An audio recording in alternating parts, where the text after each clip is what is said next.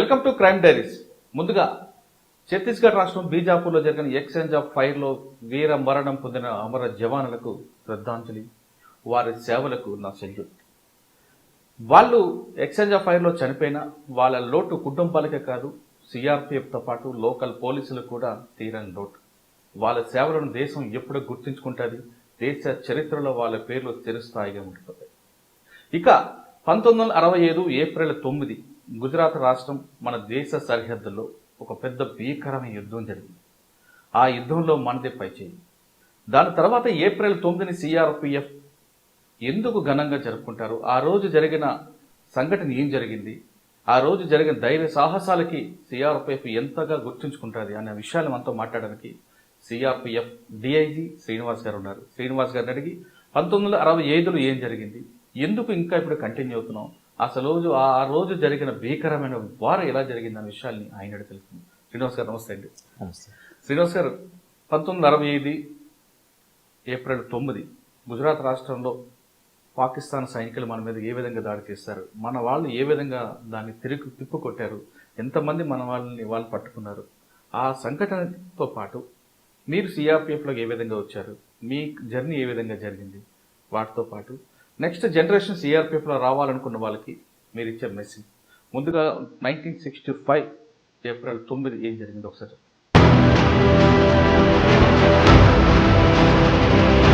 युद्ध संख्या से नहीं, साहस, बलिदान और मातृभूमि पर मर मिटने के जज्बात से जीते जाते हैं।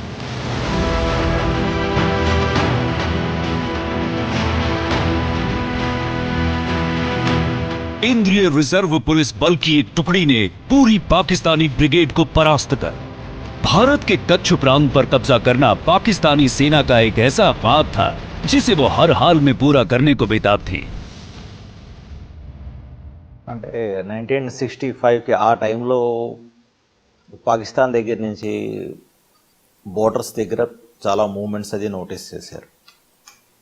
సో ఇండియా మీద అటాక్ జరిగే ఛాన్సెస్ ఎక్కువగా ఉన్నాయి అన్న ఇన్పుట్స్ రావడంతో ఒక 4 కంపెనీస్ ఆఫ్ 2nd బెటాలియన్ని రాణ్ ఆఫ్ కచ్ దగ్గర సర్దార్ పోస్ట్ అంటారు, అక్కడ డిప్లాయ్ చేయడం జరిగింది. వాళ్ళ గతివిధులు ఏవైతే ఉంటాయో పాకిస్తాన్ దగ్గర నుంచి ఎటువంటి ఇంట్రూడర్స్ కానీ ఏదైనా మూమెంట్స్ కానీ లోపలికి రాకుండా ఉండే ఉద్దేశంతో వాళ్ళని అక్కడ డిప్లాయ్ చేయడం జరిగింది. ఆ రోజుల్లో బోర్డర్ సెక్యూరిటీ ఫోర్సు 1965 1 డిసెంబర్ తర్వాత రావడం జరిగింది. సో సిఆర్పిఎఫ్ మొదట అన్ని విధులు కూడా చేస్తూ ఉండేది, ఇంటర్నల్ సెక్యూరిటీతో పాటు మిగతావన్నీ కూడా.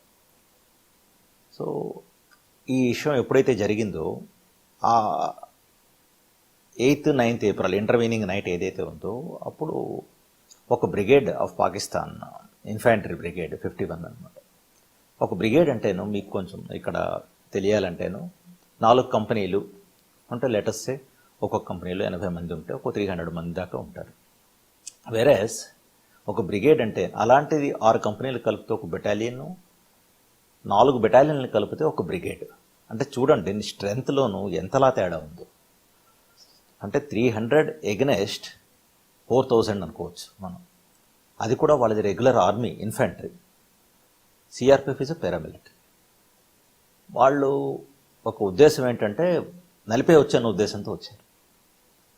ఇది ఎప్పుడైతే నోటీస్ చేయడం జరిగిందో సిఆర్పిఎఫ్ చాలా వేలెంట్గాను వాళ్ళ యొక్క అటాక్ని తిప్పుకొట్టింది. ఆ రాత్రి జరిగినటువంటి పోరాటంలోనూ వాళ్ళని ముందుకు రానివ్వకపోవడమే కాకుండా 34 మంది పాకిస్తానీలని చంపడం జరిగింది, కొంతమందిని క్యాప్చర్ చేశారు లైవ్లోను. ఈ యుద్ధంలోనూ ఒక 6 సిఆర్పిఎఫ్ వాళ్ళు కూడా షహీద్ అయ్యారు.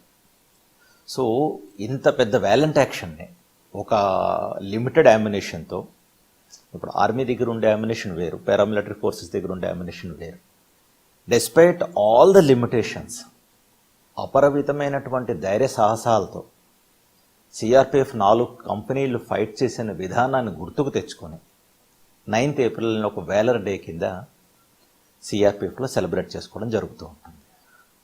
9th ఏప్రిల్ ప్రతి సంవత్సరం జరుపుకుంటారు, ఎవ్రీ ఇయర్. ఆ కార్యక్రమం మన సదరన్ సెక్టార్ కాకుండా దేశవ్యాప్తంగా ఎక్కడెక్కడ జరుపుకుంటారు, లేదా మీరు చెప్పినట్టుగా ఎక్కడైతే వార్ జరిగిందో అక్కడ కూడా జరుపుకుంటారు? అంటే సర్దార్ పోస్ట్ ఎక్కడైతే ఉంటుందో అక్కడికి వెళ్ళి అక్కడికి వాళ్ళకి ట్రిబ్యూట్స్ అది పే చేస్తారు. ఏ లొకేషన్ అయితే జరిగిందో అక్కడికి. అదే కాకుండాను ఆల్ ఓవర్ ఇండియాలో CRPF, as you know that అన్ని స్టేట్స్లోనూ యూనియన్ టెరిటరీస్లోనూ ఉంది. వాటన్నిటిలో కూడాను ఇక్కడ ఈ రోజున అమరవీరులకు శ్రద్ధాంజలి ఘటించడం అయితేనేంటి, తర్వాత వాళ్ళకి ట్రిబ్యూట్స్ పే చేయడం, ఇలాంటివన్నీ కూడా చేయడం, కొన్ని ఫంక్షన్స్ ఆర్గనైజ్ చేయడం, ఇవి జరగడం జరుగుతుంది. సార్, సిఆర్పిఎఫ్ అన్నది పారామిలిటరీ ఫోర్స్ పెద్ద ఆర్గనైజేషన్. ఇక్కడ ఇందులో రావాలనుకున్న వాళ్ళు, దేశ సేవ చేయాలనుకున్న వాళ్ళు ఏ విధంగా ఎంటర్ అవ్వచ్చు? వాళ్ళకి మీరు ఇచ్చే సలహాలు ఏంటి? ఇక్కడికి వచ్చిన తర్వాత దేశానికి సేవ చేయడమే కాకుండా వాళ్ళకి ఏవైనా ఒకవేళ ఏదైనా కష్టం కానీ నష్టం కొనిస్తే ఈ వ్యవస్థ ఏ విధంగా వాళ్ళకి కాపాడుతుంది అనే ప్రశ్నకు సమాధానం చెప్పే ముందు ఒకసారి శ్రీనివాస్ గారు సిఆర్పిఎఫ్లో ఎందుకు రావాలనుకున్నారు ఆయన జర్నించారు. నేను యాక్చువల్గా విజయనగరంలో చదువుకున్నాను. అండ్ సిఆర్పిఎఫ్ అంటే నేను ఆనెస్ట్లీ స్పీకింగ్ జాయిన్ అవుతున్నప్పుడు నాకు అవగాహన లేదు. 1990 ఇయర్లోనూ ఎగ్జామ్స్ రాయడం, 89-90 ఆ టైంలో గ్రాడ్యుయేషన్ అయిన తర్వాత కాంపిటేటివ్ ఎగ్జామినేషన్స్. ఆ టైంలో గ్రాడ్యుయేషన్ అయిన తర్వాత మాకున్న ఈ రోజుల్లో లాగా అదొక బ్లెస్సింగ్ ఇన్ డిస్గైజ్ అనండి ఏదనండి.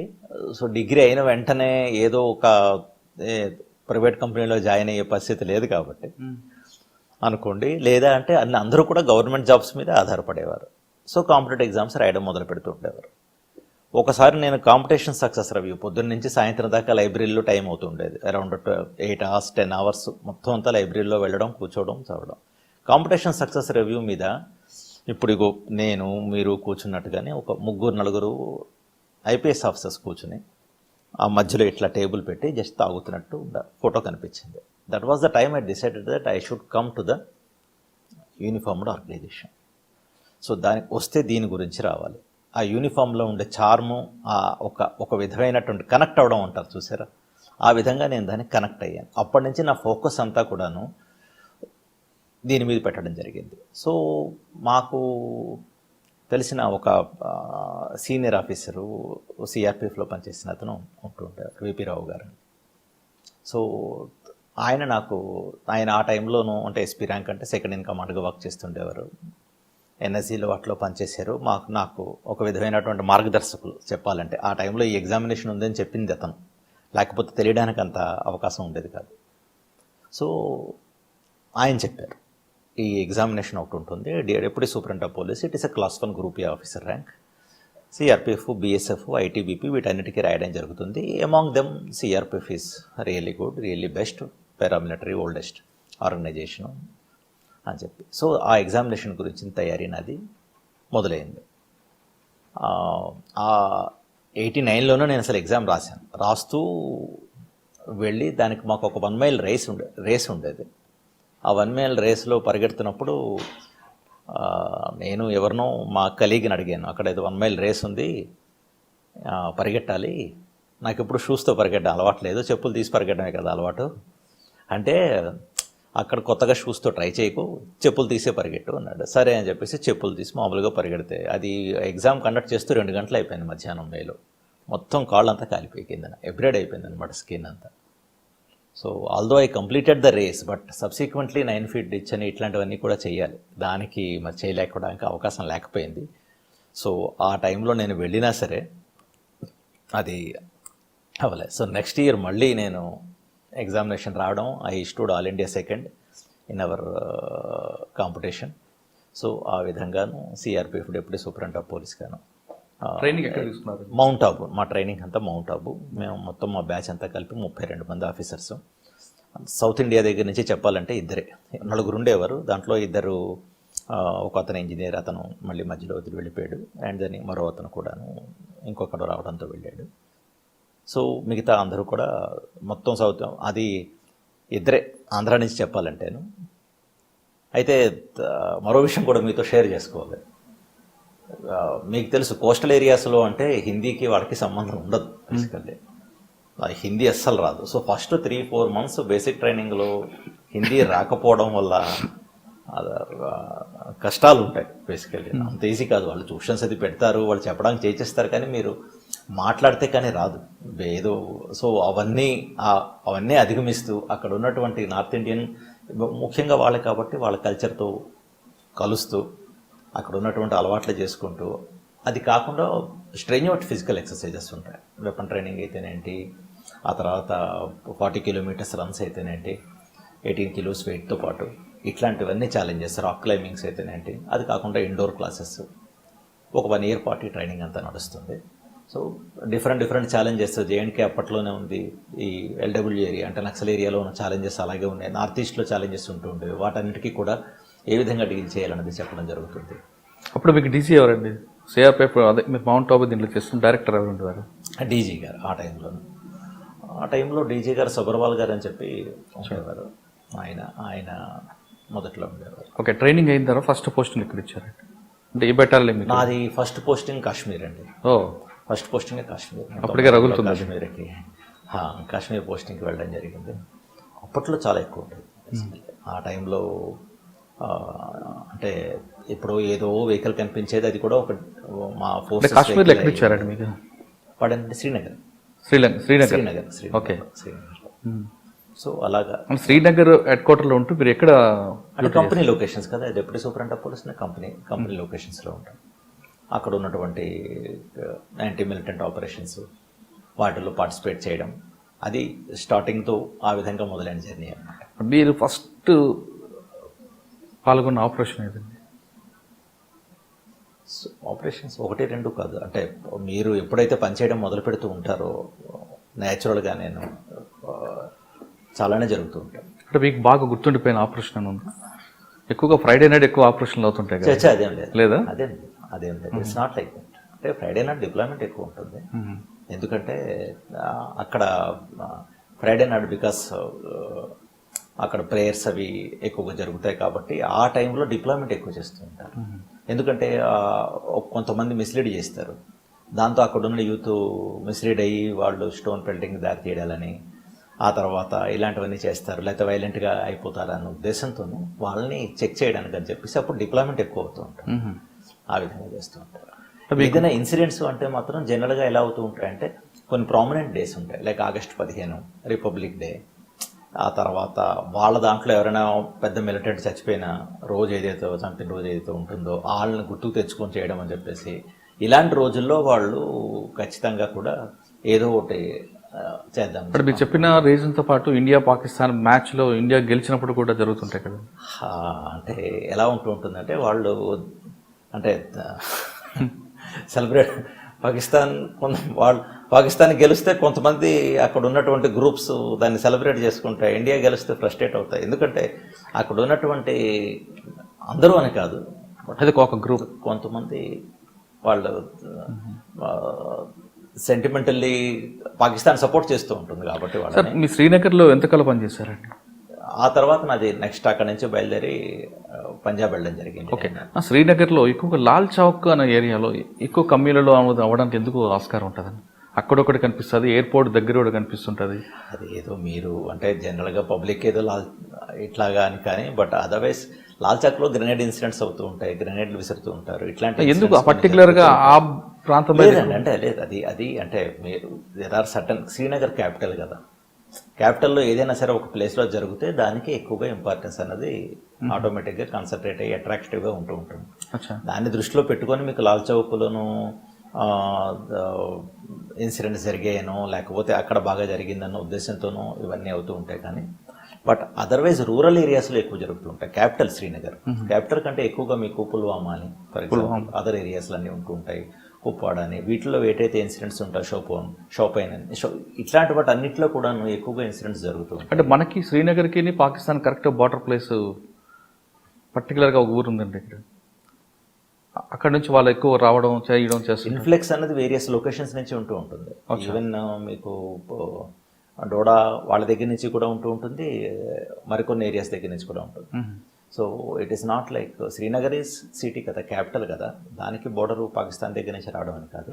రూరల్ ఏరియాస్ ఏవైతే ఉన్నాయో వాటిలోంచి కొంచెం మూమెంట్స్ అవి ఎక్కువ ఉంటాయి. కాబట్టి ఇప్పుడు బీఎస్ఎఫ్ కూడా ఉంది కాబట్టి జనరల్గా బీఎస్ఎఫ్ వాళ్ళు మానిటర్ చేస్తూ ఉంటారు. సో అయితే ఏంటంటే బోర్డర్ చాలా ఎక్కువ, ఎక్కడి నుంచి అయినా సరే ఇన్ఫ్లెక్స్ రావడానికి అవకాశం ఉంటూ ఉంటుంది, మూమెంట్స్ రావడానికి అవకాశం ఉంటుంది. నెక్స్ట్ పంజాబ్ వచ్చారు? నెక్స్ట్ పంజాబ్ అండి. పంజాబ్లో ఎక్కడికి చేశారు మరి? సో పంజాబ్లో నేను అంటే ఇనిషియల్ పోస్టింగ్ గురుదాస్పూర్, తర్వాత అమృత్సర్, పఠాన్కోట్ ఈ ఏరియాస్లో నేను పనిచేశాను. ఆ టైంలో పంజాబ్ కూడా హాట్గానే ఉండేది. పంజాబ్లో కూడా మీకు రాంపురా సెక్టార్ ఒకటి కనిపిస్తుంటుందండి, సాంబా సెక్టార్. ఈ రెండు సెక్టార్లు కూడా ఎక్కువగా చొరబాట్లు ఉంటాయి, అక్కడ కూడా ఎక్కువగా. అంటే ఆ టైంలో అగైన్ పాకిస్తాన్ ప్రేరేపించినటువంటి ఉగ్రవాదం ఉండేది కదా ఆ టైంలో కూడా. సో ఆ టైంలో అయితే నేను ఇప్పుడు 89-90లో పీక్లో ఉంటూ ఆ తర్వాత మెల్లిమెల్లిగా సబ్సైడ్ అవ్వడం మొదలుపెట్టింది. జేఎన్కే పక్క ఎక్కువగా దృష్టి వెళ్ళిపోయింది అచ్చా. ఆ తర్వాత.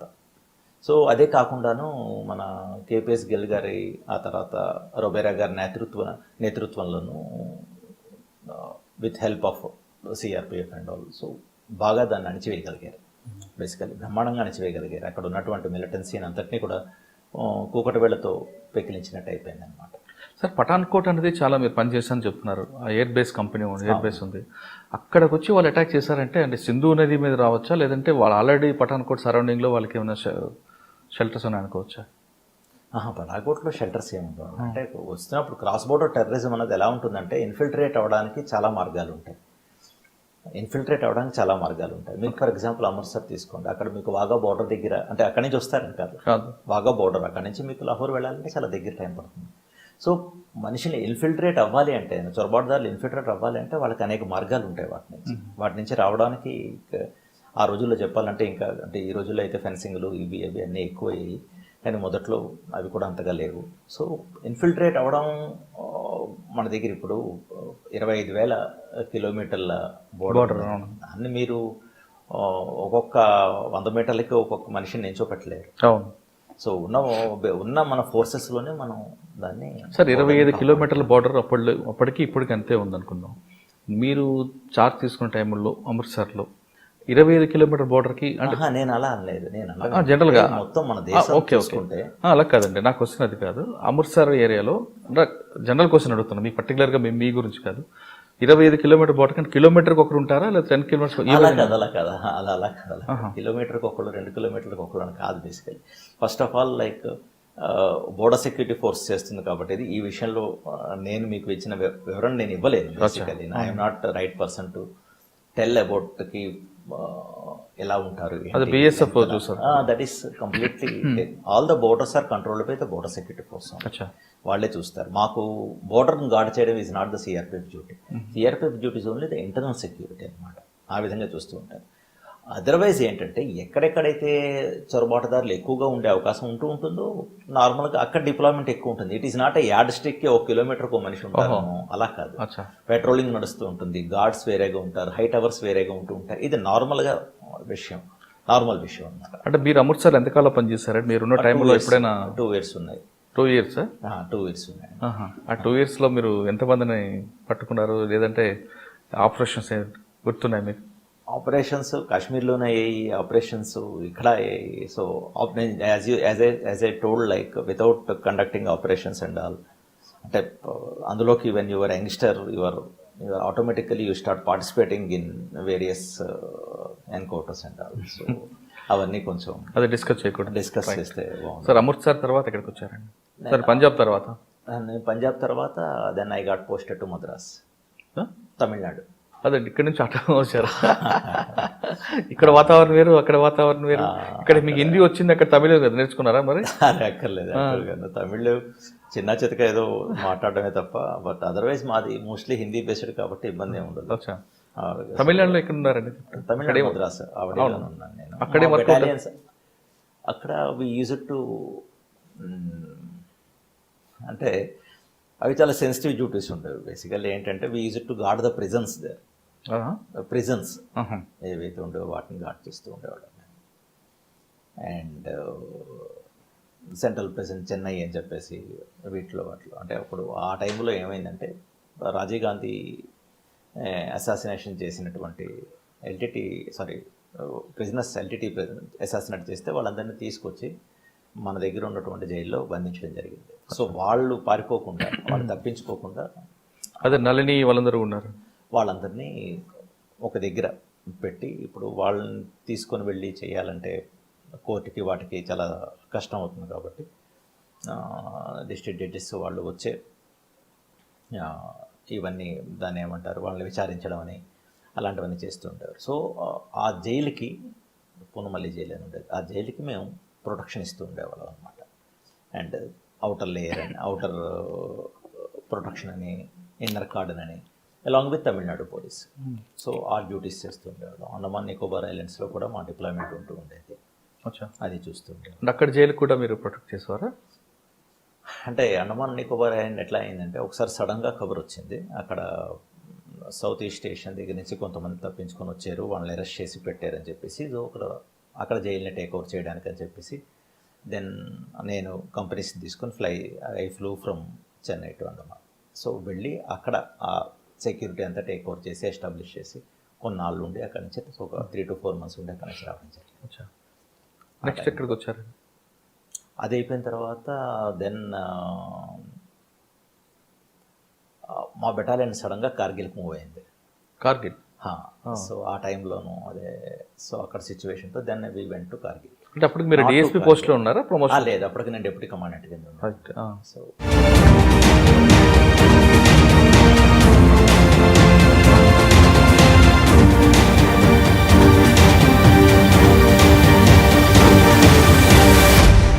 ఆ టైంలో నేను అప్పుడు 99 కార్గిల్కి వెళ్ళిపోవడం జరిగింది. కార్గిల్ అంటే because of the Kargil I went to ఈ ఉదంపూర్ డిస్ట్రిక్ట్లో నేను మీకు కొన్ని లొకేషన్స్ ఉంటాయి అన్నమాట. అవి అక్కడికి వెళ్ళి, అంటే ఇప్పుడు ఉదంపూర్ దగ్గర నుంచి రియాసీ నుంచి ఇంకా ముందుకు వెళ్తుంటే మీకు ధర్మాడి అని ఇటువంటి లొకేషన్స్ కొన్ని ఉంటాయి, జ్యోతిపురం అని, అక్కడ ఈవెన్ అక్కడ మా బెటాలియన్ నుండి అక్కడి నుంచి కంపెనీస్ని మేము బీఎస్ఎఫ్ ఏంటంటే, బీఎస్ఎఫ్ అసోసియేషన్ ఎట్లా ఉంటుందంటే, బీఎస్ఎఫ్ ఆర్మీతో ఎక్కువ పనిచేస్తుంటుంది, అంటే వాళ్ళతో ఎఫిలియేషన్ ఎక్కువగా ఉంటుంది. మాది CRPF with local police affiliation ఎక్కువ ఉంటుంది. కానీ that was a rare situation where the Kargil war broke out. So because of that reason ఆర్మీతో జాయిన్ అవ్వడానికి the BSF has gone to join army. So BSF పోస్టులు ఏవైతే ఉన్నాయో those post were taken over by CRPF to my battalion. అవన్నీ 2 రోజులు ప్రయాణం నడకుండేది, కొండలెక్కి నార్కోట్ అని, ప్రాన్కోట్ అని, సల్దార్ అని, ఇవన్నీ ఏంటంటే ఒకరోజు మీరు బయలుదేరితే 2 రోజుల తర్వాత నడుచుకొని అక్కడికి వెళ్ళేవారు. అలాగే నేను అన్నిటికీ వెళ్ళి టేక్ ఓవర్ చేయడం, అక్కడ సెక్యూరిటీ చేయడం జరిగింది. That was the toughest kind of place in my entire service. అంటే not very easy, very difficult. Sir, Kargil వార్లో మీ కంట్రిబ్యూషన్ ఏంటండి? కార్గిల్ వార్లో కంట్రిబ్యూషన్ అనే కంటే, అంటే వార్ అంటే ఎగ్జాక్ట్ వార్ కంట్రిబ్యూషన్ ఉంటుంది, దాంట్లోనూ పనిచేసింది అంత ఆర్మీ బేసికల్లీ. సో సిఆర్పిఎఫ్ అన్నది it's played a supporting role as a set దట్కి బిఎస్ఎఫ్ని రిలీవ్ చేయడం. అంటే ఎప్పుడైతే వార్లో అందరూ ఎక్కువగా ఇన్వాల్వ్ అయిపోతారో మిగతా ప్లేస్ అన్ని వల్నరబుల్ అయిపోతాయి కదా, అక్కడ నుంచి ఇన్ఫిల్ట్రేషన్ ఎక్కువగా ఉండొచ్చు, వాటన్నిటిని ప్రొటెక్ట్ చేయడం, రెగ్యులర్ మిలిటెంట్ ఆపరేషన్స్ ఉంటూ ఉంటాయి, వాటిని కండక్ట్ చేయడం, ఇవన్నీ చేయలేదనుకోండి ఇంటర్నల్ సెక్యూరిటీ దెబ్బతినేస్తుంది. సో దాన్ని కంట్రోల్ చేయడంలోనే మాది. అంటే ఆ టైంలో మేము మద్రాసు నుంచి అక్కడికి వెళ్ళి అక్కడ ఉన్న సిచ్యువేషన్ అంతటిని టేక్ ఓవర్ చేయడం జరిగింది. సో సాధారణంగా మీరు చెప్తున్నట్టు మద్రాసులో మీరు ఉన్నారు, మీకు ఒక యూనిట్ ఉంది, వార్ జరుగుతుందని మీకు మెసేజ్ వచ్చింది అనుకోండి, ఎంత టైంలో మీరు ప్రిపేర్ అయ్యి ఎంత టైంలో రీచ్ అవ్వాలి? మా దాంట్లో మీరు రేపు అంటే రేపు, బెటాలియన్ విల్ మూవ్ టుమారో అంటే it will move tomorrow, next moment అంటే నెక్స్ట్ మూమెంట్ అలాగే జరిగింది. దాని జస్ట్ ట్రైన్ అరేంజ్ అవ్వడం అంతే. స్పెషల్ ట్రైన్స్ అరేంజ్ అవుతాయి, ఫ్లైట్ అయితే ఫ్లైట్, ఒక్కసారి మూవ్ అవ్వాలంటే మూవ్ అవ్వాలి. అంటే కనీసం 1 hour గ్యాప్ ఇస్తారా మూవ్ అవడానికి? అంత టైం పడుతుంది కదా, ఎందుకంటే మీరు అన్ని అరేంజ్ చేసుకోవాలి కదా. అంటే ఇట్లాంటివన్నీ ఇప్పుడు ర్యాపిడ్ యాక్షన్ ఫోర్స్ ఉంటుంది, దాంట్లో అయితే మీకు 1 hour డ్రిల్ అని ఉంటుంది. అది చెప్పగానే 1 hourలో మూవ్ అయిపోతుంది కంపెనీ, దానికి మాత్రమే 1 hour ఉంటుంది. ఎందుకంటే వాళ్ళు చెప్పడం ఏంటి, వాళ్ళ టీం వస్తారు, వచ్చి అన్నీ ప్రిపేర్ అయిన ఉన్న దాంట్లోనూ ఎక్కడైతే కమ్యూనల్ డెట్స్ అవుతాయి అక్కడికి వెంటనే రష్ చేయడం జరుగుతుంది. అలా ఉంటుంది. మీరందరూ ఒక క్యాంపులో ఉన్నారండి, మార్నింగ్ అంతా డ్రిల్ అయ్యింది, తర్వాత కొంచెం రిలాక్స్ అవుతున్న టైంలో మీకు మెసేజ్ వస్తుంది. ఆ మెసేజ్ ఏ విధంగా వస్తుంది? ఒకవేళ వారికి ప్రిపేర్ అవ్వాలనుకుంటే? వారికి ప్రిపేర్ అవ్వడం అని కాదు, మీ నీడ్స్ అక్కడ ఉన్నాయి అన్నప్పుడు అదే బెటాలియన్ విల్ మూవ్ దేర్, అక్కడికి మూవ్ అవుతారు, అక్కడికి మీరు టేక్ ఓవర్ చేస్తారు, ఇట్లాగా అని చెప్పి. అక్కడ ఎవరికి రిపోర్ట్ చేయాల్సి వస్తుంది? అక్కడ ప్రతి సెక్టర్కి ఒక ఐజీ ఉంటారు, ఆయన ఆపరేషన్స్ అన్ని చూస్తూ ఉంటారు. మాకు వచ్చే ఆర్డర్స్ అన్నీ ఢిల్లీ నుంచి వస్తాయి. హెడ్ క్వార్టర్ నుంచి, ఢిల్లీ హెడ్ క్వార్టర్ నుంచి. మీరు సదరన్ సెక్టర్, నార్త్ సెక్టర్, ఏ సెక్టర్ అంటే అక్కడికి రిపోర్ట్ చేయాల్సి. అంతే. ఇప్పుడు మేము వెళ్ళిన జేఎండ్కే సెక్టర్ అనుకోండి, జేఎండ్ సెక్టర్కి వెళ్ళి రిపోర్ట్ చేస్తాం. సో వీఆర్ దెన్ అక్కడికి వెళ్ళిన తర్వాత that IG will year mark wear the battalion వెళ్ళకు అని చెప్పేసి. సో అక్కడికి వెళ్ళడం జరుగుతుంది. అంటే ఇప్పుడు బెటాలియన్ చేంజ్ ఓవర్స్ ఆగిపోయి కొన్ని ఏళ్ళకి. బట్ మీరు అక్కడ వెళ్ళిన తర్వాత మీకు అకామిడేషన్స్ కానీ మిగతావన్నీ కూడా ఐజీ టేక్ ఓవర్ చేసుకుంటారా? ఆయన accommodation, providing the accommodation is the responsibility of the state. Always providing accommodation is the state responsibility. And వాళ్ళతో అక్కడ ఉన్నటువంటి లోకల్ సిఆర్పిఎఫ్ అడ్మినిస్ట్రేషను లయస్ చేసి నోడల్ ఆఫీసర్, నోడల్ ఏజెన్సీ అంటారు, ఎలక్షన్స్ అయినా అంతే, వాళ్ళతో మాట్లాడి చేసి ఇది సంగతి, ఇంతమంది ట్రూప్స్ వస్తున్నారు, కంపెనీ ఈ విధంగా ఉంటుంది, వాళ్ళకి మీరు ఈ విధంగా అకామిడేషన్ ప్రొవైడ్ చేయాలని చెప్పడం జరుగుతుంది. Then it is the responsibility of the district SP and district collector to provide the accommodation, required accommodation to the men. ఆ విధంగా ఇవ్వడం జరుగుతుంది. కార్గిల్ తర్వాత ఆ తర్వాత త్రిపుర, నాగాలాండ్, త్రిపుర, మేఘాలయ అదొక సెక్టర్. త్రిపురకి then battalion move to Tripura. అక్కడ డిఫరెంట్ వార్ ఉంటుంది కదా. అక్కడ డిఫరెంట్ వార్. అక్కడ ట్రైబల్స్, బోడో వాళ్ళు కనిపిస్తుంటారు. అస్సాంలో you call it as Bodo తీవ్రవాదులు. త్రిపురకు వచ్చేసరికి ఏంటంటే మీకు అక్కడ చెక్మాస్ అనేవారు.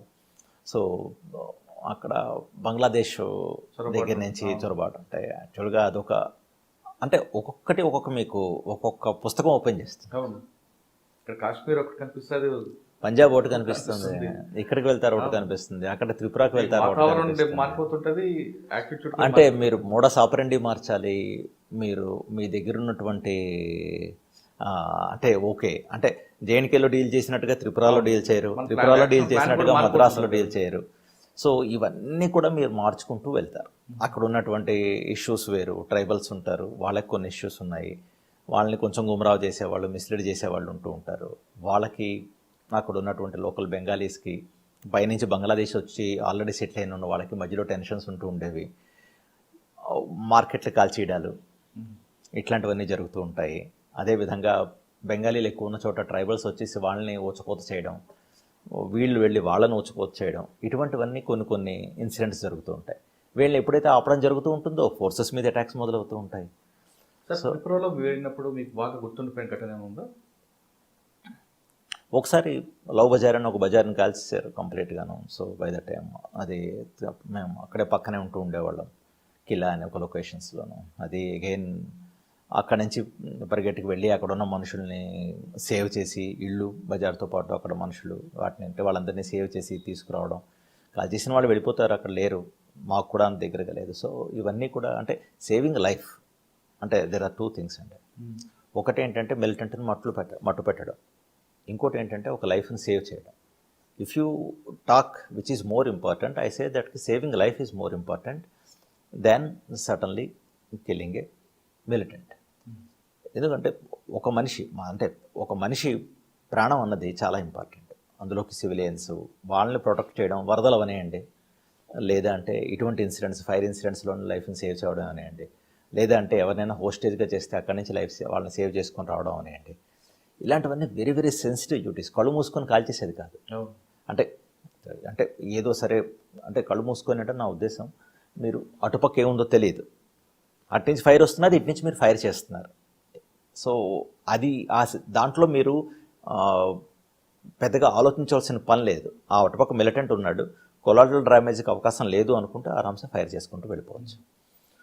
అలా కాకుండా ఎప్పుడైతే మీకు సిచ్యువేషన్లోనూ పిల్లలు, ఆడవాళ్ళు, సివిలియన్స్ ఉన్నారు, అలాంటప్పుడు మీరు అట్నుంచి ఫైర్ వచ్చినా సరే దాన్ని వాళ్ళకి కొలాటరల్ డ్యామేజ్లో వాళ్ళకి మిగతా ఇంకే డ్యామేజ్ జరగకుండా మిలిటెంట్ మాత్రమే అటాక్ చేస్తూ చంపడం అన్నది, లేకపోతే వాళ్ళని మాత్రమే టార్గెట్ చేయడం, రిటాలియేట్ చేస్తూ అన్నది చాలా పెద్ద ఛాలెంజ్. చాలా మనకు రెస్పాన్సిబిలిటీ ఉంది, వాళ్ళకి లేదు.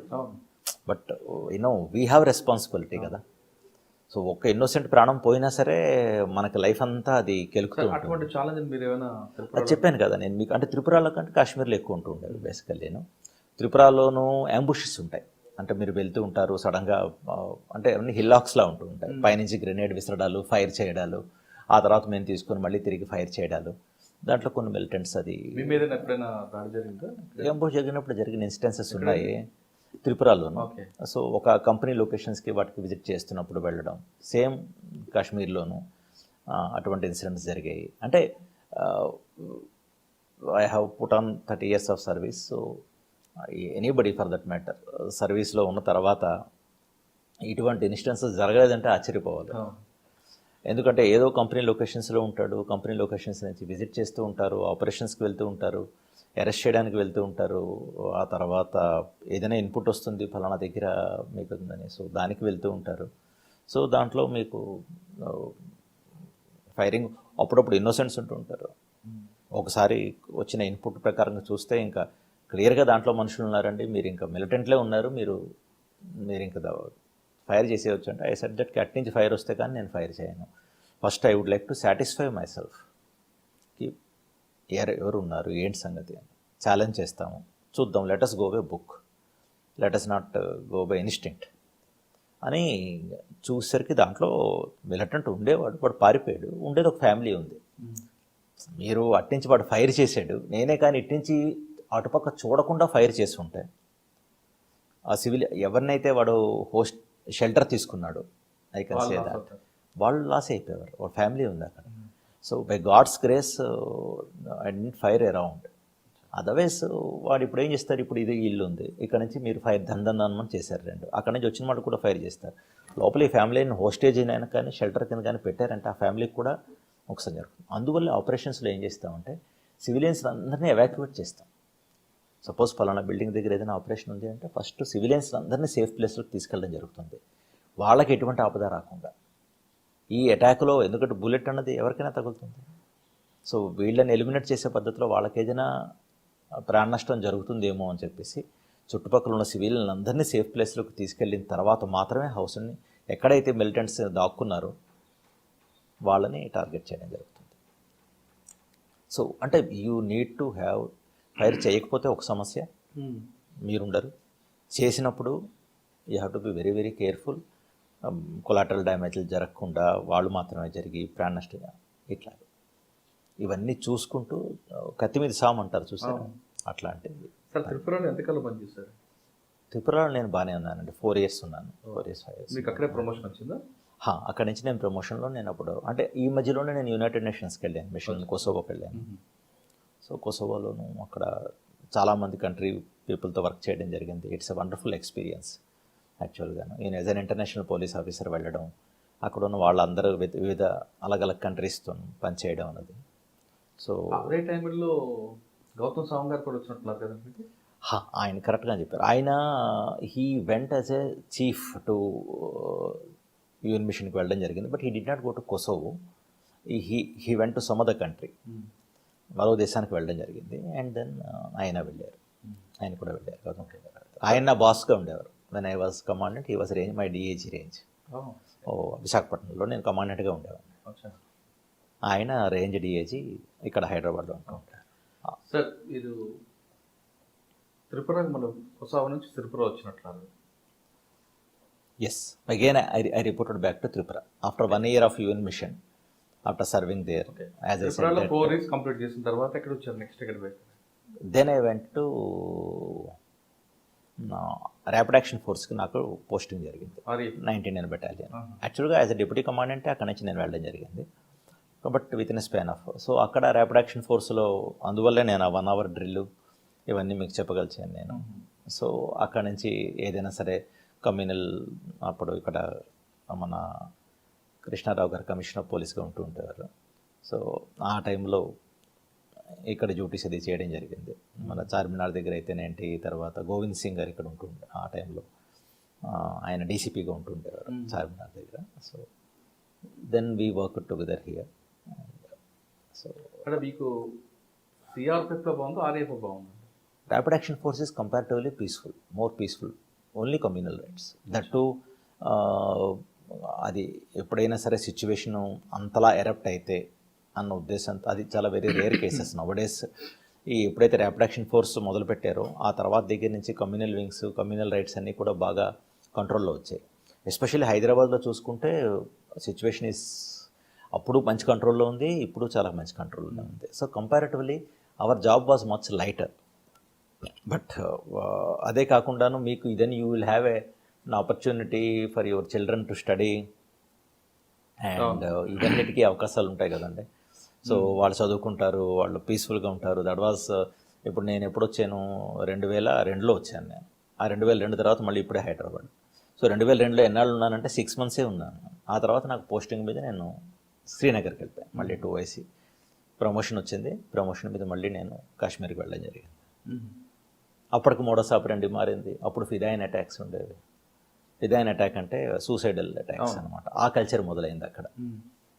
సో మొన్న వచ్చినప్పుడు కల్చర్ మళ్ళీ మారింది అక్కడ. స్టోన్ పెల్టింగ్ మొదలైంది.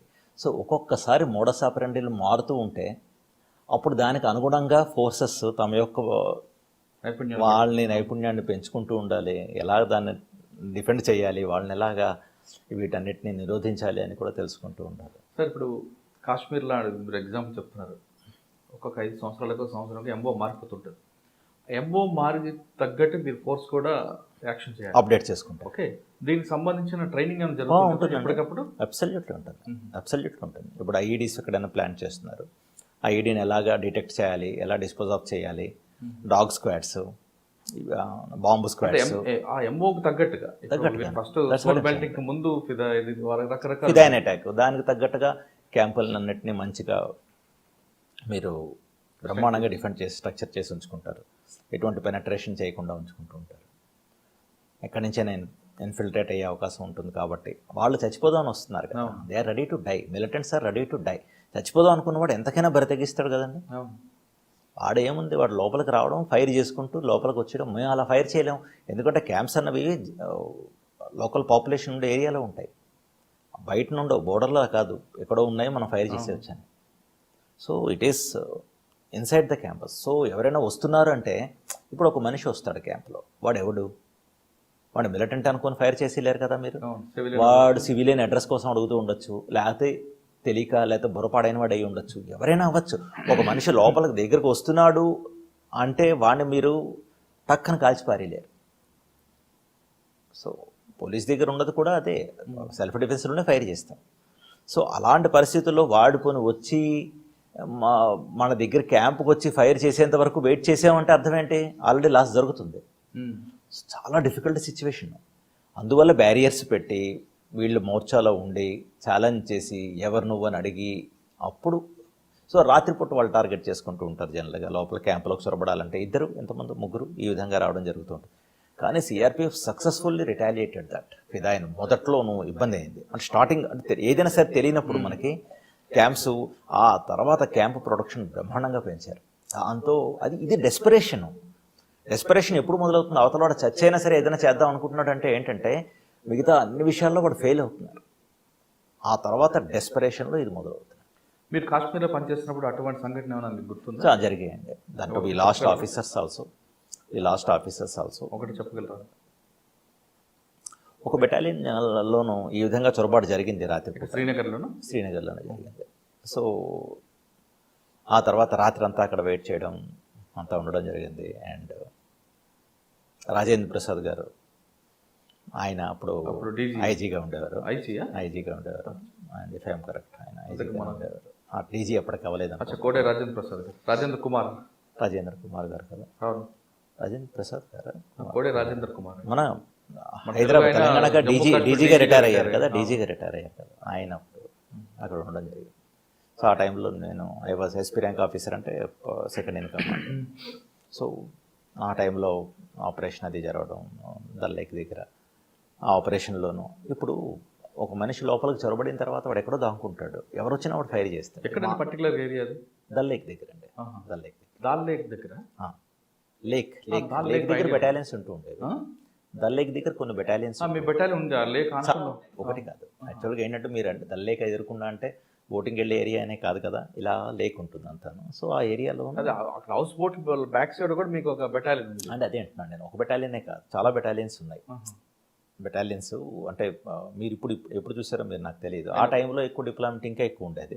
సో వేరే చోట్ల రాత్రిపూట వాళ్ళు ఫైర్ చేసి లోపలికి ఎంటర్ చేయడం జరిగింది. ఫైర్ చేయగానే గ్రెనేడ్ విసురుతారు, ఫైర్ చేస్తారు. సో అప్పుడు ఆ టైంలో ఎంటర్ జరిగారు. సో వాళ్ళని ఐడెంటిఫై చేసి రాత్రంతా మాటు వేసి పొద్దున్న అయిన తర్వాత ఎర్లీ డాన్లో ఆపరేషన్ చేసి వాళ్ళు ఎలిమినేట్ చేయడం జరిగింది. సో అంటే అటువైపు ఆ టైంలో మన వైపు ఎంత లాస్ అయితే జరిగింది? మనం we lost our second in command officers ఇద్దరు మ్యాటర్ అయ్యారు. ఎందుకంటే ఏ రూమ్లో ఉన్నాడో తెలియదు, వెతకాలి, వెళ్ళాలి. We have participated in the operation. So some of them mister Anandan అని చెప్పేసి excellent officer second in command. ఆయన సరే అతనికి బ్రహ్మాండమైన అనుభవం ఉంది జేఎన్కేలోను, తమిళనాడు. అతను house room to room search చేయడానికి అని చెప్పి వెళ్ళినప్పుడు ఇప్పుడు ఒక రూమ్ అప్పటికి ప్రొటెక్షన్ తీసుకొని సైడ్ నుంచి తలుపు తీసినా సరే ఆ లోపల నక్కి ఉండడం వల్ల అక్కడి నుంచి ఫైర్ చేశాడు. దానికి అతనికి బుల్లెట్ తగిలి అతను షహీద్ అయ్యాడు. చేతరామ్ అని చెప్పి ఇంకో అతను 2YC అతను ఉండేవాడు. ఆయనకి ఒక మనిషిని సేవ్ చేస్తూ అతని ప్రాణం పోయింది పొద్దున 3:30కి. He try to save a person and then again అక్కడ ఒక దగ్గర దాగి ఉన్నటువంటి మిలిటెంట్ ఫైర్ చేయడం వల్ల అతను దీస్ 2 లాసెస్. బట్ వాళ్ళని ఎలిమినేట్ చేయడం జరిగింది, మిలిటెంట్లు కూడా చంపారు. బట్ పెద్ద లాస్. అంటే వాళ్ళు ఆ టైంలో దీంట్లో ఒకటి ఏంటంటే మీరు చూడవలసింది, officers are leading from the front. Officers that to rank of second in command and SP rank officers are leading from the front and then operating and then ప్రాణాలకు కూడా తెగించి ఆపరేట్ చేశారు. So that is what the CRPF is all about. So it is they lead from the front, leaders lead from the front, officers oriented force, officers lead చేస్తూ ఉంటారు ఆపరేషన్స్ని. So men will have that motivation that as our officers are leading the operation. So Kashmir తర్వాత మరి next స్టేట్కి వచ్చారు. కాశ్మీర్ తర్వాత then I walked in Nizamabad. Naxals area. So ప్రస్తుతం మన IG మహేష్ గఢా గారు అక్కడ SPగా ఉండేవారు. సో నేను అక్కడ 2YCగా. అక్కడ ఎన్ని ఎక్స్చేంజ్ ఆఫ్ ఫైర్లు ఉంటాయి? అక్కడ తక్కువ యాక్చువల్గాను. అంటే అప్పటికే ఆంధ్ర పోలీస్ సక్సెస్ఫుల్లీ ఆంధ్ర అంటే ఆ టైంలో ఆంధ్ర తెలంగాణకి అది కంబైన్డ్గా ఉంటుంది. కంబైన్డ్ ఆపరేషన్స్ చేసేవారు. We use to safeguard the police stations. మా కంపెనీస్ ఉండేవి, పోలీస్ స్టేషన్స్లో ప్రొటెక్ట్ చేస్తూ వాళ్ళతో పాటు కంబైన్డ్ ఆపరేషన్స్ చేస్తూ ఉండేవాళ్ళం. వీ రికవర్డ్ దాన్ని ఏమంటారు మైన్స్ అని ఇవన్నీ అవన్నీ రికవర్ చేయడంలో స్టేట్ పోలీస్తో కలిపి ఆపరేషన్స్ రికవర్ చేయడం జరుగుతూ ఉండేది. సో ఎక్స్చేంజ్ ఆఫ్ ఫైర్స్ మీరు చెప్పినట్టుగా కొన్ని జరుగుతూ ఉండేవి. మిలిటెన్సీ ఆపరేషన్స్కి వెళ్తున్నప్పుడు, కూంబింగ్కి వెళ్తున్నప్పుడు అవి కూడా జరుగుతూ ఉండేవి. సో అది కంపెనీ లెవెల్లో కంపెనీ లెవెల్లోనూ ఆఫీసర్స్ వాళ్ళు, ఎందుకంటే నిజామాబాద్లోని హెడ్ క్వార్టర్స్ ఉండేది. కంపెనీలు వచ్చేసరికి కామారెడ్డి అని, డిచ్పల్లి అని కొన్ని వేరే లొకేషన్స్ నుంచి అక్కడి నుంచి బయలుదేరి వెళ్తూ ఉంటారు అనమాట. అక్కడ నుంచి మళ్ళీ ప్రమోషన్ మీద నేను విశాఖపట్నం వెళ్ళిపోయాను. ఓకే. దట్ వాస్ అక్కడ ఆంధ్ర ఒరిస్సా బోర్డర్. కరెక్ట్గా చెప్పారు అది. అప్పుడు అక్కడ Andhra Orissa border as a commandant. Then అక్కడ మా రేంజ్ DIGగా మన గౌతమ్ సావంగ్ గారు ఉండేవారు. ఆయనతో పనిచేయడం ఒక మంచి ఎక్స్పీరియన్స్. అతనికి ఉన్నటువంటి అనుభవం అపారమైంది. So then I was benefited from that local officer. And then we started training our boys also in the pattern of the Greyhounds. వాళ్ళతో పాటు ట్రైనింగ్ ఇప్పించడం. కంపెనీస్ సీలేరు, GKVD, చింతపల్లి ఇవన్నీ కూడా అట్ ఆంధ్ర ఒరిస్సా బోర్డర్లో ఉండే ఏరియాస్. అప్పుడు ఎక్స్చేంజ్ ఆఫ్ ఫైర్ అని జరగలేదండి? ఉంటాయండి. దాంట్లో మైన్స్ ఉండే, డైరెక్షనల్ మైన్స్ రికవర్ చేసాము. అది వాటిని తీసుకొని రావడం జరిగింది. ఇలాంటివన్నీ కూడా జరిగాయి. ఓకే. సో వాటన్నిటిని రికవర్ చేయడం అంటే అంత ఈజీ కాదు. అది లోపల వాళ్ళు చేసి ఉంచుతారు. ఆ తర్వాత దాంట్లో ఎక్స్ప్లోజివ్స్ నింపి దాన్ని డైరెక్షనల్ మైన్స్ లేపేద్దామని చూస్తారు. సో అట్లాంటివన్నీ రికవర్ చేయడం. అండ్ దెన్ కొంతమంది కంబైన్డ్ ఆపరేషన్స్లో నక్సల్ని వాటిని ఎలిమినేట్ చేయడం అది జరిగింది. నెక్స్ట్ ఎక్కడికి వచ్చారు? వైజాగ్ తర్వాత then on deputation I went to Kolar Gold Field. అక్కడ బంగారం ఉండేది లేదు. అంటే కోలార్ గోల్డ్ ఫీల్డ్లోనూ ఎప్పుడైతే సర్వీస్లో Kolar gold ఫీల్డ్లోనూ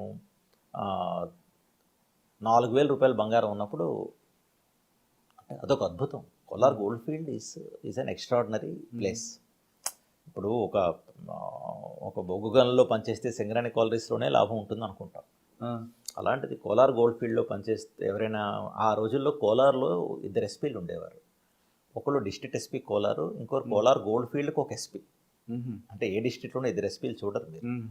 because of the అక్కడ ఉన్నటువంటి గోల్డ్ వీటిని దృష్టిలో పెట్టుకొని అంత సెన్సిటివ్ కాబట్టి అక్కడ ఇద్దరు ఎస్పీలని అపాయింట్ చేయడం జరిగింది. అండ్ అక్కడ నేను I was there as a estate officer and chief security officer. It is a kind of deputation for a period of 3 years I was there. అప్పటికి బీజీఎంఎల్ క్లోజ్ అయిపోయింది. అయినా సరే ఏంటంటే అక్కడ ఎంక్రోచ్మెంట్స్ జరుగుతూ ఉండడం, లేదా అంటే దొంగతనాలు జరుగుతూ ఉండడం, ఇట్లాంటివన్నీ జరుగుతాయి. కాబట్టి దాన్ని కంట్రోల్ చేయడానికి అని చెప్పి నేను డెప్యుటేషన్కి వెళ్ళాను.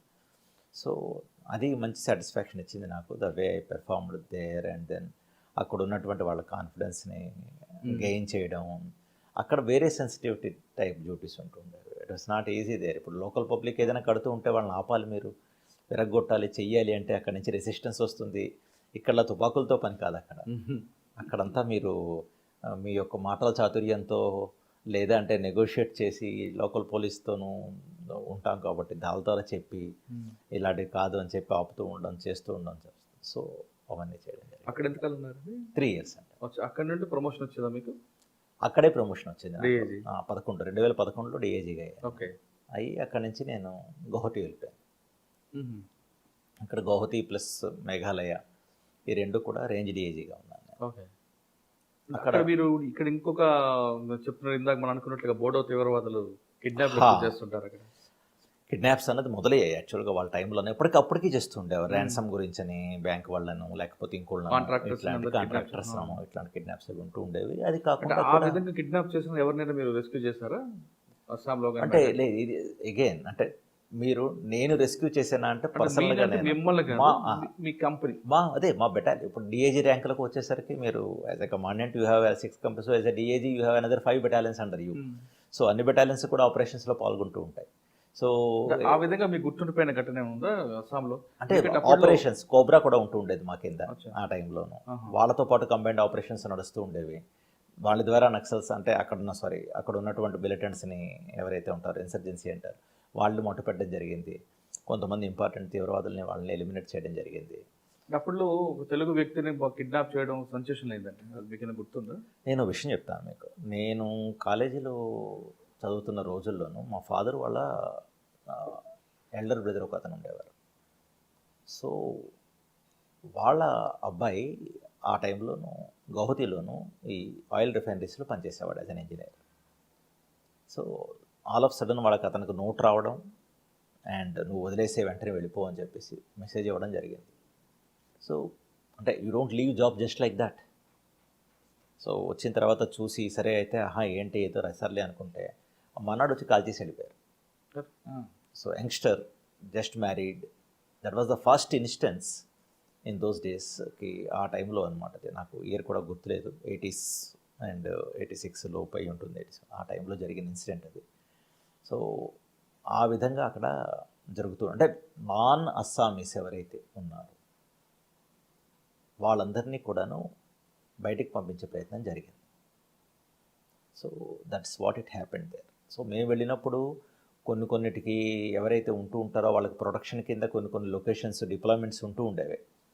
అక్కడ మీరు కమ్యూనల్ వైలెన్స్ వేరే టైప్లో ఉంటూ ఉంటుంది. కోక్రాచార్ అని చెప్పి ఇట్లాంటి లొకేషన్స్లో ఒక్కసారి వచ్చిందంటే అది వైలెన్స్, కమ్యూనల్ వైలెన్స్, ఒకళ్ళనొకళ్ళు చంపుకోవడాలు చేయడాలు విపరీతంగా ఉంటాయన్నమాట. అప్పుడు వాళ్ళకి వేరే క్యాంప్స్ ఆర్గనైజ్ చేసి వాళ్ళందరినీ వేరేగా పెట్టడం జరుగుతుంది. వాళ్ళకి ప్రొటెక్షన్ కింద సిఆర్పిఎఫ్ ఉంటూ ఉంటుంది. ఇలా జరుగుతూ ఉంటాయి. ఇది కాకుండా సైమల్టేనియస్గా ఆపరేషన్స్ మేఘాలయలో ఎక్కువగా సెక్టర్లో ఆపరేషన్స్ ఎక్కువ అవుతూ ఉండేవి. తురా అని చెప్పి మరో దగ్గర కొన్ని ఈ గారో హిల్స్ అంటారు, అక్కడ కొన్ని ఆపరేషన్స్ జరుగుతూ ఉంటాయి. సో అస్సాంలో మీకు కృష్ణ అని ఒక ఐపీఎస్ ఆఫీసర్ మీకు ఏమైనా ఎదురుపడ్డారా? ఆ టైంలో సదర్న్ సెక్టర్లోనే పనిచేసిన రాజు గారు ఉన్నారు కదా, ఆయన అక్కడ కలిసాను నేను. ఆ టైంలో అతను మేఘాలయ పోలీసులో అస్సాం మెగా పోలీస్ ఐజీగా ఉంటూ ఉండేవారు. నేను రేంజ్ డిఐజీగా ఉంటాను. ఫస్ట్ ఇంటరాక్షన్ అతనితో అక్కడ జరిగింది. తర్వాత ఎక్కడికి వచ్చారండి అస్సాం తర్వాత? నాది అస్సాం మేఘాలయ అయిన తర్వాత then I came to Bengaluru. Peaceful area. So I was there just for 1 year. Then again I went to Kerala. అక్కడే ఉందండి వర్క్. అక్కడ గ్రూప్ సెంటర్, ఇక్కడ మీరు చంద్రాన్ని కొట్టినట్లా చూస్తున్నారు అట్లాగే అడ్మినిస్ట్రేషన్ అండ్ ఎలక్షన్స్ కండక్ట్ చేయడం, ఇట్లాగా ఈ టైంలో నేను బీహార్కి వీటివన్నీ చేస్తున్నప్పుడే మేము ఎలక్షన్స్ కూడా కండక్ట్ చేస్తూ ఉంటాం. బీహార్ ఎలక్షన్స్ కండక్ట్ చేశాను, జేఎన్కేలో ఎలక్షన్ కండక్ట్ చేశాను, అలాగే జేఎన్కేలో ఇవన్నీ చేయడం జరుగుతుంది అన్నిట్లోనూ. అలాగే అక్కడ కేరళలో 3 years తర్వాత అక్కడ ఆ టైంలోనూ అడ్మినిస్ట్రేషను ప్లస్ ఇవి ఆపరేషన్స్ అంటే నక్సల్ ఆపరేషన్స్ కావు, ఆపరేషన్స్ రోల్ కాదు నాది, దాంట్లోనూ అడ్మినిస్ట్రేటివ్ రోలు ప్లస్ ఎలక్షన్స్ కండక్ట్ చేస్తున్నప్పుడు మాత్రం నోడల్ ఆఫీసర్గా మీరు ఆపరేషనల్గా చేస్తూ ఉంటారు. కేరళ తర్వాత హైదరాబాద్ వచ్చారా? లేదండి, కాశ్మీర్. మళ్ళీ కాశ్మీర్ వెళ్ళారు? మళ్ళీ కాశ్మీర్. ఈసారి అక్కడ కల్చర్ మళ్ళీ మారింది. స్టోన్ పెయింటింగ్ వచ్చింది. ఆ స్టోన్ పెయింటింగ్ 2008 నుంచి మొదలైంది. ఇప్పుడు ఏమొచ్చిందండి మీరు? అదే ఇందులో నేను లేను కాబట్టి నాకు కొత్త. మీరు అడ్మిన్ అయిపోయారు? నేను వెళ్ళినప్పుడు అదే స్టోన్ పెయింటింగ్ అది అది అంటే స్టోన్ పెయింటింగ్ చేస్తున్నారని అవతల మనిషిని ఫైర్ చేయలేరు. ఫైర్ చేస్తే లోకల్ పబ్లిక్ దగ్గర నుంచి చాలా ప్రొటెస్ట్లు ఉంటుంది, ఎందుకంటే రాళ్ళు విసిరిన వ్యక్తిని చంపేస్తారా మీరు అని. సో బుల్లెట్ అంటే పోనీ బుల్లెట్ టు బుల్లెట్, అందువల్ల చాలా రెస్ట్రెయింట్ చూస్తారు మీరు ఒక ఏదో బౌన్సర్స్ వేస్తున్న వ్యక్తి క్రికెట్ డిఫెండ్ చేస్తున్నట్టుగా మీరు డిఫెండ్ చేసుకుంటూ ఉండడం. అఫ్కోర్స్ టీయర్ స్మోక్ అని చెప్పి చేయడం, ఆ తర్వాత రబ్బర్ బుల్లెట్స్ కొని వచ్చాయి, రబ్బర్ బుల్లెట్స్ని ఫైర్ చేస్తూ ఉంటే కొంతమంది ఇంజూర్ అయ్యారని దానికి కూడా మ్యాక్సిమం రెస్ట్రెయింట్స్ యూస్ చేసేవాళ్ళం. రబ్బర్ బుల్లెట్స్ అంటే మామూలు బుల్లెట్స్ కాకుండా రబ్బర్ బుల్లెట్స్ ద్వారా మోకాళ్ళ దగ్గర అక్కడ తగిలినా సరే ఇంజూర్ అవుతాడు కానీ చచ్చిపోడు. సో అందువల్ల రబ్బర్ బుల్లెట్స్ని యూస్ చేయాలని చెప్పారు. సో అది పెలెట్స్ అనేవి అవి యూస్ చేయడం. సో ఇట్లా కొన్ని జరుగుతుండేవి. అయితే వాటిని కూడా మ్యాక్సిమం కఠినమైన పరిస్థితుల్లోనే నేను మ్యాక్సిమం రెస్ట్రెయింట్ అంటారు, అది చూసి వాడడం జరుగుతూ ఉంటుంది. సో దట్ అక్కడ ఉన్నటువంటి లోకల్ పాపులేషన్కి నుకసాన్ జరగకుండా ఉంటుంది అనే ఉద్దేశంతో. కాశ్మీర్ నుంచి మళ్ళీ హైదరాబాద్ వచ్చారు మరి మధ్యలో? ఎస్, కాశ్మీర్ తర్వాత మళ్ళీ అంటే కాశ్మీర్లో అక్కడ ఆ టైంలోనే మరి అమర్నాథ్ యాత్ర చేయించడం, పార్లమెంటరీ ఎలక్షన్స్, ఆ తర్వాత ఆర్టికల్ 370 అబ్రిగేషన్ అవి జరగడం, వండర్ఫుల్ ఎక్స్పీరియన్స్. దీస్ 2 years ఎన్ని జరగాలో అన్నీ జరిగాయి. ఒక లైఫ్ టైంలో మీరు అలాంటి ఎక్స్పీరియన్సెస్ చూడాలని లేదు, సర్వీస్ అయిపోవచ్చు. సో అది అయిన తర్వాత అప్పుడు అక్కడి నుంచి మళ్ళీ హైదరాబాద్ రావడం. ఓకే సార్, మీరు తిరిగిన దేశం మొత్తం తిరిగి ఆల్మోస్ట్ మీరు చూసిన ఎంఓలో పర్టికులర్గా ఒక ఎంఓ ఛాలెంజ్గా తీసుకుంది ఏమైనా ఉందా? మోడస్ ఆపరేండి మీరు అట్టుంది.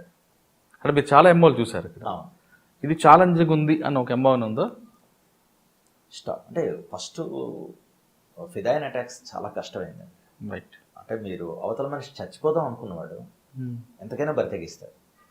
మరి అటువంటి ఆ ఛాలెంజ్ని మీరు అదే నేను మీకు చెప్పాను కదా. సో దానికి ఏంటంటే మనం క్యాంప్ని విపరీతమైనటువంటి ఒక కోటలా తయారు చేసుకొని పెట్టి వస్తున్న వాళ్ళందరినీ జాగ్రత్తగా చెక్ చేయడం. అది ఇనీషియల్లీ ఏదైనా సరే కొత్త మోడస్ ఆపరెండి అవతల వాళ్ళు మొదలు పెట్టినప్పుడు అది డిఫెండ్ చేసుకోవడం అన్నది ఉంటుంది. ఇదొకటైతే ఇంకోటి ఐఈడీ కల్చర్ ఉంటుంది. ఇప్పుడు ఈవెన్ నిజామాబాద్ అయితేనంటే వైజాగ్ రూరల్ ఏరియాస్ వెళ్తున్నప్పుడు ఐఈడీలు ఎక్కడైనా ప్లాంట్ చేశారా అన్నది అదొక, ఛత్తీస్గఢ్ అయితేనంటే ఏదేదో ఈ ఏరియాస్లో it is not easy that మీరు ఐఈడీలు ఎక్కడ ప్లాంట్ చేస్తారు దాన్ని డిటెక్ట్ చేసి ఎంతకని అంటే 20-30 కిలోమీటర్లు, అదొక హ్యూజ్ ఛాలెంజ్ అనమాట. అదొక రకమైనటువంటి హ్యూజ్ ఛాలెంజ్ ఉంటుంది. కాశ్మీర్కి మళ్ళీ వచ్చేసరికి స్టోన్ పెల్టింగ్లో ఏంటంటే స్టోన్ పెల్టింగ్ని చిన్న విషయమే కదా అనిపించవచ్చు, కానీ స్టోన్ పెల్టింగ్కి మనం రిటాలియేట్ చేసి ఫైర్ చేసేస్తే చిన్న విషయమే. కానీ అలా కాకుండా మీరు దాన్ని డిఫెండ్ చేసుకుంటూ పోయి దాన్ని వాళ్ళకి అవతల వాళ్ళకి డ్యామేజ్ కలగకుండా మనం నియంత్రించుకోవాలి కదండి. కంట్రోల్ రాయొచ్చు మొహమ్మీ తగిలితే ఎవరికైనా సరే కోపం వస్తుంది కదా. కోపం వచ్చినప్పుడు ఎలా వల్ల చాలా ప్రమాదాలు కూడా ఉన్నాయి. చాలా ఇంతింత బౌల్డర్స్ వాళ్ళకి ట్రైనింగ్ ఉంటుంది దాంట్లో. సో ఇంతింత బౌల్డర్స్, ఆ బౌల్డర్ వచ్చి తగిలితే బుర్ర బద్దలైపోయిన వాళ్ళు ఉన్నారు.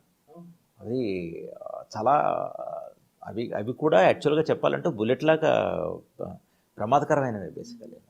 అది కాకుండాను ఈ ఫైర్స్ ఉంటాయి కదా, అంటే మీరు వెళ్తూ దరదరం మోటార్ వెహికల్ వెళ్తూ దరదరం ఫైర్ చేసి వెళ్ళిపోవడం. సో డిప్లాయ్మెంట్లో రోడ్డు మీద ఉంటారు, డిప్లాయ్మెంట్ పెట్రోలింగ్ చేస్తూ ఉంటారు, మోటార్ బైక్ మీద చలికాలంలో వాళ్ళు ఫిరానని వేసుకుంటారు పైనుంచి కింద వరకు. దాంట్లో మరి రైఫిల్ ఉండొచ్చు, ఉన్నాయి కూడా. దాన్ని వెళ్తూ ఒకసారి దాని 4-5 ఫైర్ చేసుకుని వెళ్ళిపోతారు. సో మీరు బయటికి వెళ్ళారు అంటే మీరు ఎనీథింగ్ కెన్ హ్యాపెన్ అన్నటువంటి పరిస్థితులు అవి. సో అందువల్ల అదే మీకు ఛాలెంజ్ అనిపించింది. అన్నీ కూడా మంచి ఛాలెంజ్, ఇవన్నీ కూడా చాలా గ్రేట్ ఛాలెంజెస్ ఇవన్నీ కూడా. సార్ ఫైనల్గా సిఆర్పిఎఫ్లో రావాలనుకుంటున్న యూత్కి మీరు ఇచ్చే మెసేజ్ ఏంటండి? ఇప్పుడు ఇవన్నీ ఛాలెంజెస్ అండి.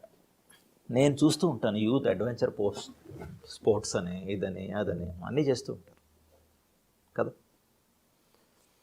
ఫస్ట్ ఆఫ్ ఆల్ అడ్వెంచర్ కావాలనుకున్న వాళ్ళకి సిఆర్పిఎఫ్ మించినటువంటి అడ్వెంచర్ ఇంకోటి ఉండదు. Every day is a new day to you, every day is an adventure. And at the end of the day నేను మరో జాబ్లో పనిచేస్తే మీ ముందు కూర్చొని మీరు నన్ను అరగంట అడగరు కదండి. సో దీంట్లో ఉండే ఛాలెంజెస్ని ఫేస్ చేస్తూ సక్సెస్ఫుల్గాను అండ్ నాకంట ఇప్పుడు నేను చేసిన దానికంటే ఎక్కువ చేసిన వాళ్ళు ఉన్నారు. వివిధ డెప్యుటేషన్స్లో ఉంటూ ఎన్ఎస్సి ఎస్పీజీస్ లాంటిలోనూ లేకపోతే ఎన్డీఆర్ఎఫ్లోనూ పనిచేస్తూ ఇటువంటి వాళ్ళు ఉన్నారు. అన్ని రకాలటువంటి ఎక్స్పీరియన్సెస్ దీనికి మీరు కలుగుతాయి బేసికల్లీ. సో అటువంటి ఎక్స్పీరియన్సెస్తో ఉండేటువంటి జాబ్ కావాలి. ఒక అడ్వెంచరస్, ఒక మంచి బ్రహ్మాండమైన జాబ్ సాటిస్ఫాక్షన్, ఒక యూనిఫామ్ వేసుకున్న ప్రైడ్, ఒక జనరేషన్స్కి so work in our forces, అటువంటి సంతృప్తినిచ్చే జాబ్ కావాలి అంటే మీరు ఈ ఫోర్సెస్కి జాయిన్ అవ్వాలి. అది మీకు ఒక జజ్బా ఉండాలి. ఒక విధంగా మామూలు భాషలో చెప్పాలంటే కిక్ అంటారు కదా, ఆ కిక్ కావాలనుకుంటారు మీరు ఈ ఆర్గనైజేషన్లో జాయిన్ అవ్వాలి. అండ్ రెండోది ఏంటంటే, పోనీ బాబు నాకు ఈ కిక్కులు అడ్వెంచర్లు కాదు, I just want a good job కదండి. అంటే you have different type of people అనుకున్న వాళ్ళు ఎవరైనా ఉన్నారంటే యూత్, మీరు ఒక ప్రైవేట్ కంపెనీలో పనిచేసి ఒక ఈ రోజుల్లోనూ టీసీఎస్ అవనివ్వండి, మిగతా కంపెనీలు అవనివ్వండి, 3.5 లక్షలు 4 లక్షలతో మీకు జాబ్ అవగానే వెంటనే వాళ్ళు తీసుకొని జాయిన్ చేస్తారు. నేను over a period of time చూస్తున్నది ఏంటంటే, వాళ్ళ దాంట్లో శాలరీ వైజ్ చూసుకుంటూ ఉంటేను పెద్దగా ఎదుగుదల కనిపించట్లే. వేరేజ్ ఇక్కడ joining, even as a constable somebody is joining, he is getting around letters 40,000 rupees దాకా. అది కూడా ఏంటి కాస్ట్ టు ద కంపెనీ అని కాదు, వాళ్ళకి దాంతోపాటు మీకు హెచ్ఆర్ఏలు, దాంతోపాటు ట్రాన్స్పోర్టేషన్ టీఏడిఏలు, అది కాకుండా ఉండడానికి అకామిడేషను, వీటన్నిటితోనూ వాళ్ళకి ఉద్యోగాలు ఇవ్వడం జరుగుతుంది. I'm talking about 10th class pass అయిన వాళ్ళ గురించి. అలా కాకుండా డిగ్రీ పాస్ అయిన వాళ్ళు ఉంటారు, వాళ్ళు సబ్ ఇన్స్పెక్టర్గా వెళ్ళొచ్చు, ఆఫీసర్గా వెళ్ళొచ్చు, ఈ పోస్టులు కూడా ఎపేర్ అవుతూ ఉండొచ్చు. ఏఎస్ఐ అంటారు, హెడ్ కానిస్టేబుల్స్ అంటారు, మినిస్టీరియల్, దానికి ఇంటర్మీడియట్ పాస్ అయిన వాళ్ళు వెళ్తూ ఉంటారు.